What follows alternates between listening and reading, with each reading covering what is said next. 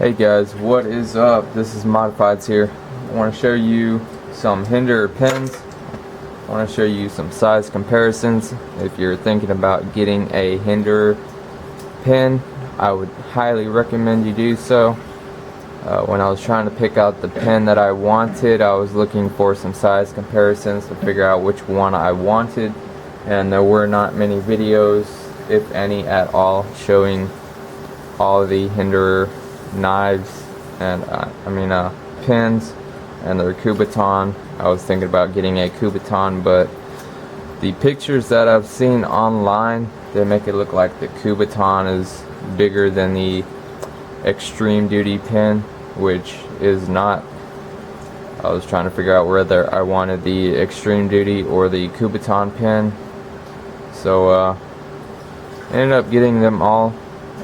So I've got right here the Hinderer titanium extreme duty pen, and then the Hinderer Investigator stainless steel pen, and then right here we've got the Hinderer titanium Kubaton set. Very good self-defense option if you're in a situation where you do not want to escalate force by bringing out a knife or a firearm. A Kubaton or a very strong pen will do the trick if you know where to place them.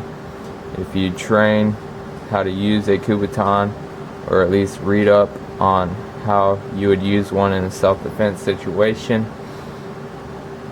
So here's the size comparison. This is the extreme duty, and then the Investigator.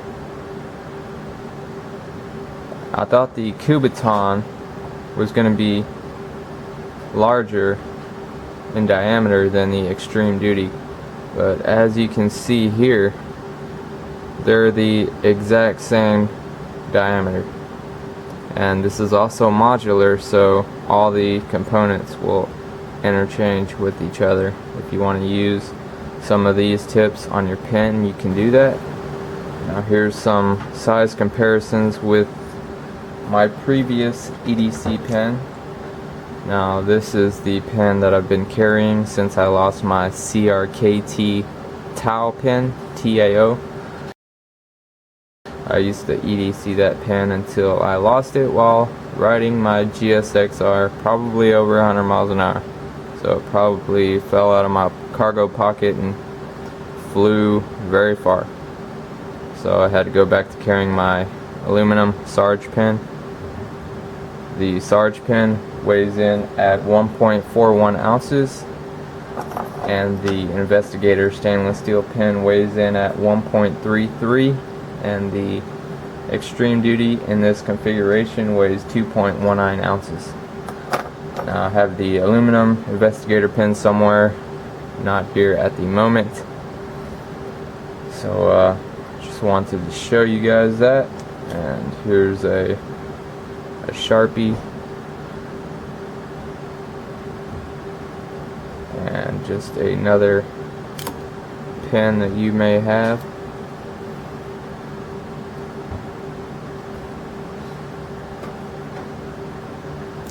Alright, now we'll go ahead and open up the cap on this. As you can see, has an O-ring on the cap, keeps it screwed on. It's a very nice EDC size if you like smaller pens, but me, I like larger pens. This can be used as a self-defense weapon much easier and better than this small pen, though it will, because it's pretty much indestructible.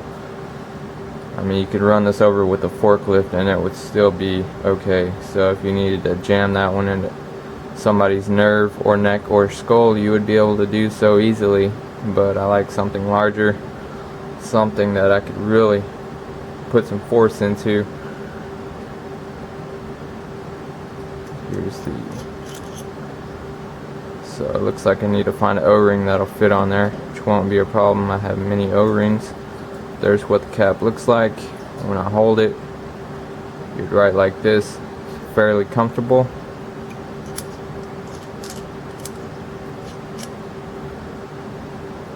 this one.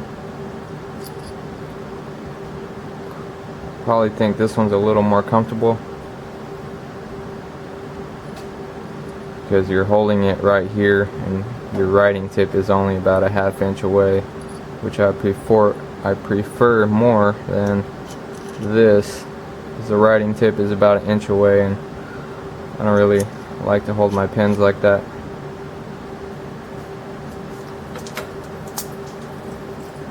See, this is the Sarge aluminum pen. This is pretty comfortable to write with. Has a push-on cap with a rubber O-ring that keeps it held on. Alright, let's take a look at the Kubaton real quick. This is the short body version. If you wanted to use the pen attachment, here's the pen attachment, which you would screw in on either side.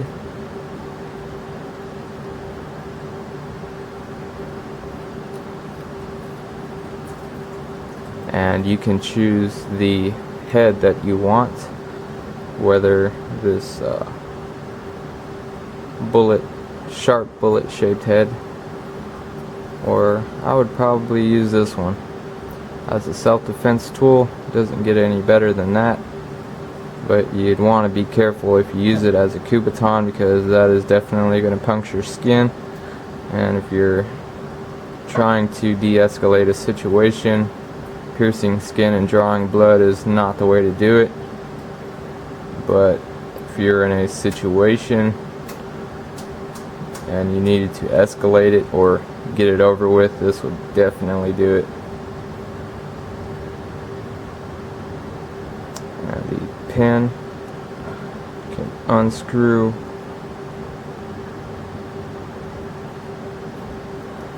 Here's the pen on this side. Just unscrew the cap. There's quite a few threads compared to the pens. And then there you have a pen and a Kubaton in one. Here's what it looks like with the other attachment on it. So you got the same shape on both sides.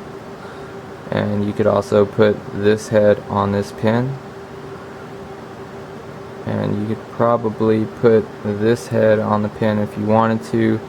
And then there's also a threaded head to put on here, so when you take the cap off, you can put the lid on the other side for extended writing, so you don't lose the cap. And then there's the option to put the pocket clip on there, like so, and the tools to tighten down the attachments, along with a very, very small Allen wrench.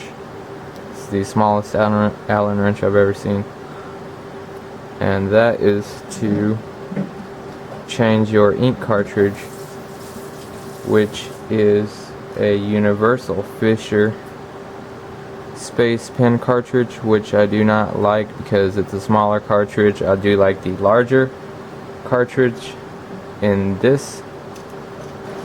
Here's the extreme duty pen. You take it apart and you have a large pressurized cartridge, whereas this one has a very small universal cartridge, which will run out of ink faster.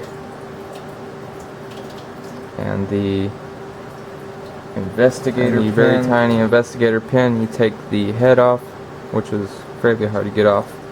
But all I do is take a piece of tape and put it on there and turn it. Help you turn it a little easier. It does have the full-size pressurized cartridge, so it'll be a long time before you need to replace the cartridge.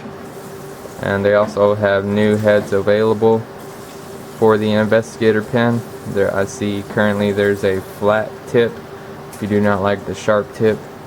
Alright, so there is the extreme duty pen, the Investigator, and the Kubaton, all next to each other with the caps off, so you can see the configurations.